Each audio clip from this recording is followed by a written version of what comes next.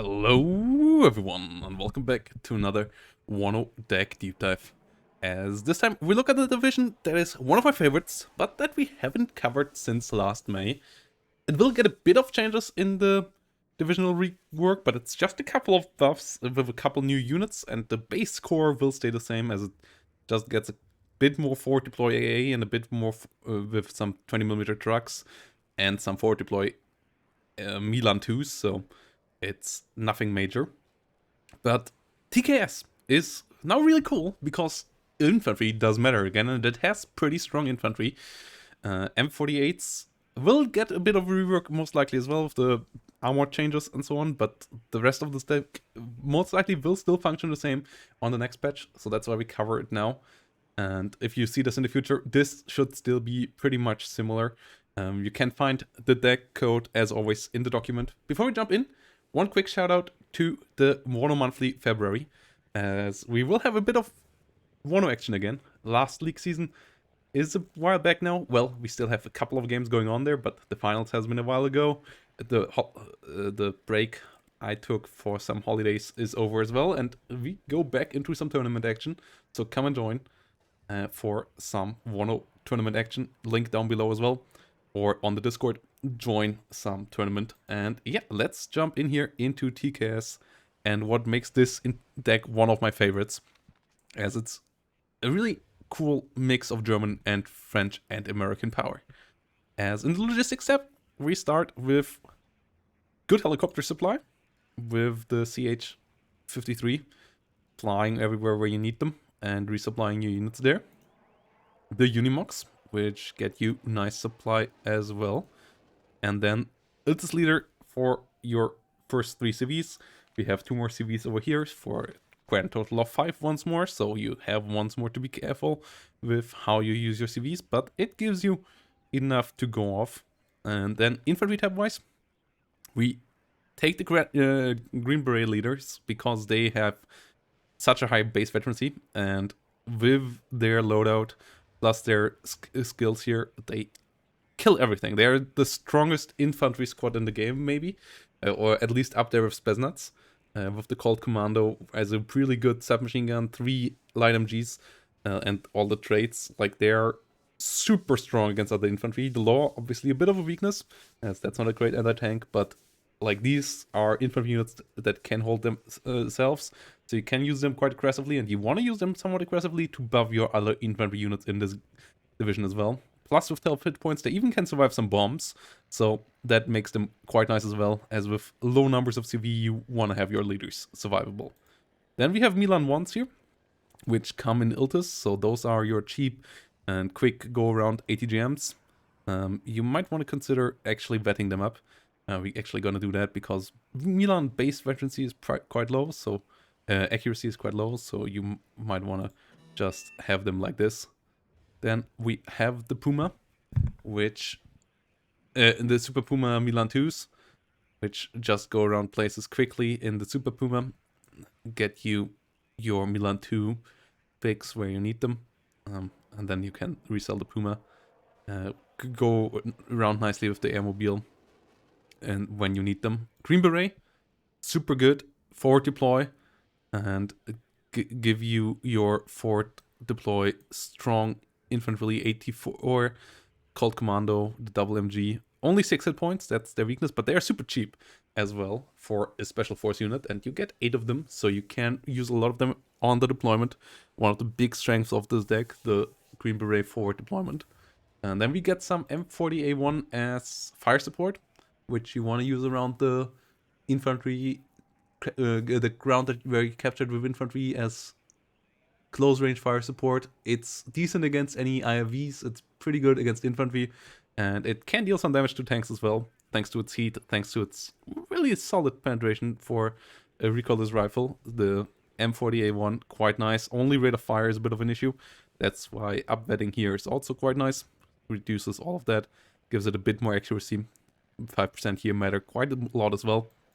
And then we go to our Airmobile, which come with the Apilas. Here I'm still uncertain if I want to take them with veterancy or not, because the Apilas already has pretty decent base accuracy, but it goes even higher this way, and they are a better combat squad with this as well, obviously.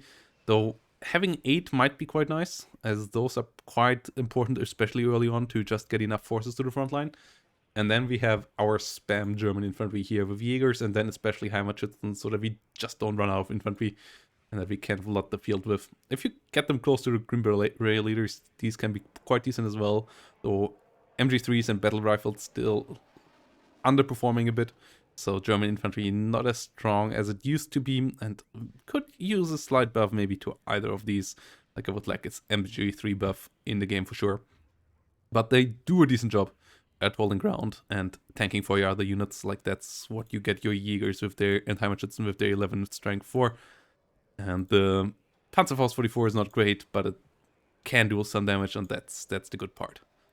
Artillery-wise, you get some howitzers, and you just spam those.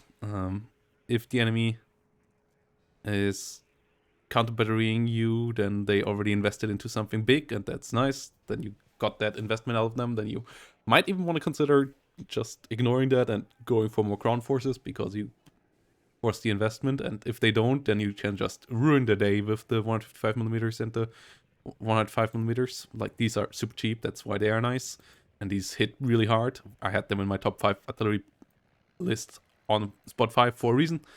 High rate of fire, high damage. These are good artillery pieces. Like, artillery in this deck is quite nice.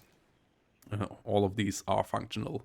These for nice baiting out of the enemy, and if they don't, they have good rate of fire as well. They don't deal great damage, but they can be annoying. Only issue I have with these is the supply cost is a bit too high in my eyes, but outside of that, they are quite nice. And then tank tab, we have some more ATGMs with the P4 Milan, and then Kanonjagdpanzers and M48s.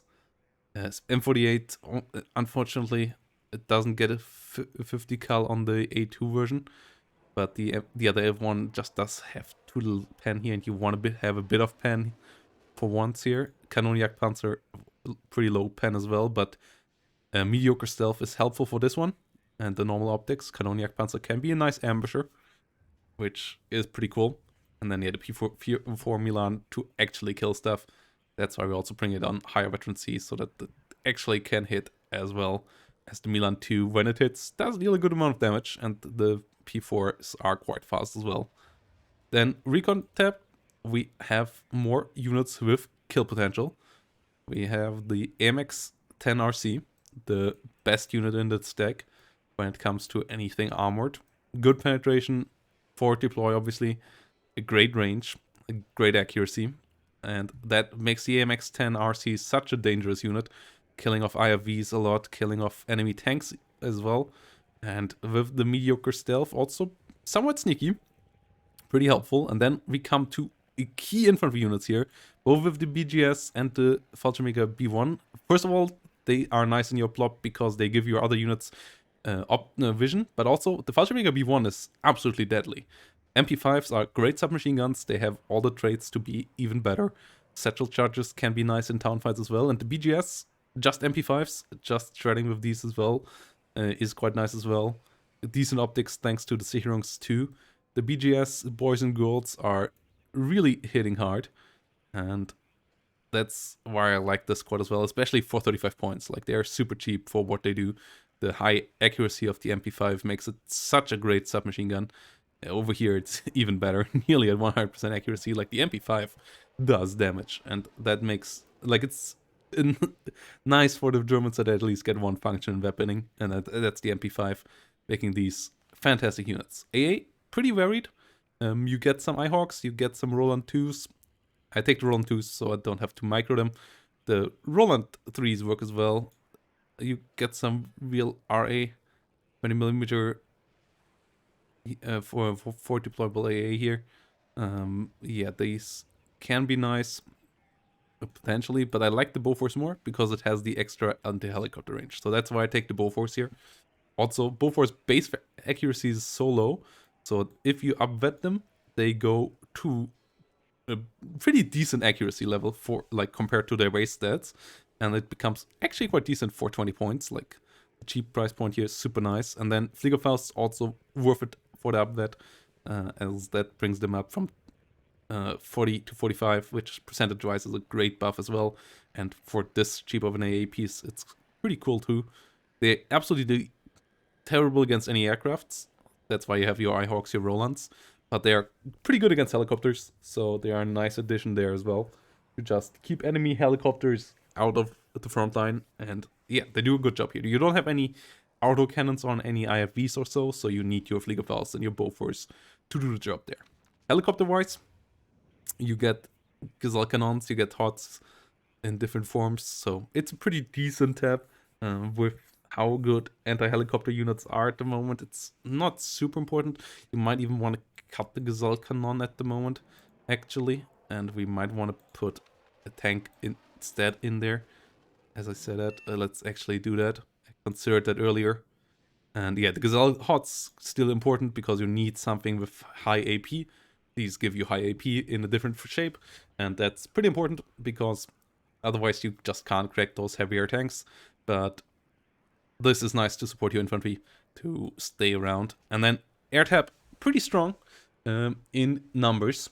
It's not the strongest when it comes to fighters, but the Mirage 2000 actually gives you a decent one. And then the F4Fs are just spam. Yeah, 155 points. They're pretty slow. Like, they have decent ECM, which is their one saving grace. 30 ECM is really nice for a 155 point plane. And that makes them nice in front of the Mirage, actually.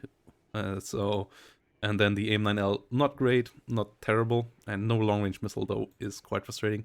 F-104 is cheap and fast and gets out and does bomb stuff. The bombs are decent. F4F ATGM is pretty bad, but you get a lot of them. And then the LGB is hitting quite nice and is finishing off things. And you can hit 2 targets with 1 run as well, which is pretty cool. 30 ECM here as well. The other options here are not that bad either. The F4 HE versions here, especially this one, is not too bad either. As it also has AIM-9Ls, but it has to dive, and it's actually quite expensive. The Cluster Mirage, not bad either, but I decided on the F-111 to just have a nice LGB bomber here around. LGBs at the moment doing quite nicely, staying away quite far away from the enemy. So yeah, that's my TKS. It's all about the infantry, and you will see that in the gameplay video. So if you don't want to miss that, consider leaving that subscribe down below, guys, so you don't miss when that comes around. And yeah, let me know, how do you think about TKS at the moment? I think it's a pretty decent deck. It has been for a while again, and the veterancy buff actually makes its infantry really pop again. And I'm really looking forward to the gameplay, and I hope you do as well. And I hope to see you all there. Also, see you in the tournament, guys. And yeah, bye-bye, and have a great day.